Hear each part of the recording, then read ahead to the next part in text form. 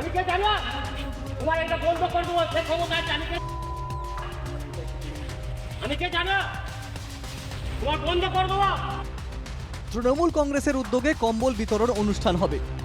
100 কম্বলের দাম না পেয়ে ব্যবসায়ীকে ধমকি ও গালিগালাজের অভিযোগ। বর্তমান 1 নম্বর ব্লকের ভোতারপাড়া এলাকায় শাসক দলের নেতা শেখ মালেকের দাদাগিরির ভিডিও ভাইরাল। চাঁদা না পেয়ে ব্যবসায়ীকে মারধরের অভিযোগ। তো আমাকে 100 পিস কম্বলের দাম নাকি দিতে হবে। আমি ওদেরকে বলি যে দেখো, এখানে যা যা বলার আছে, আমি যার কাছ থেকে গোডাউন ভাড়া নিয়েছি তুমি তার সঙ্গে কথা বলো। তারা কথা আমার শুনে আমার সঙ্গে মানে একদম আমার সঙ্গে জোর জবরদস্তি ধাক্কাধাক্কি করে এবং গালিগালাজ, অকাট্য ভাষায় গালিগালাজ করে, আমাকে ধাক্কাধাক্কি করে। যদিও অভিযোগ মানছেন না তৃণমূল নেতা শেখ মালেক। যে ভিডিওটা ভাইরাল বলছেন ওইটা কার গলা, কে, ওইটা এখন প্রমাণ করাতে হবে, আমি নয়।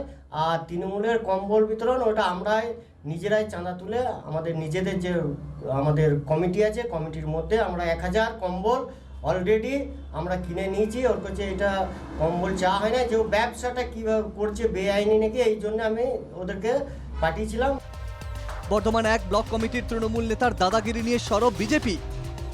আসলে এই তোলামূল কংগ্রেসের এটাই নীতি, এদের দুটো দাঁত হাতির মতো, একটি দেখানোর একটি খাওয়া।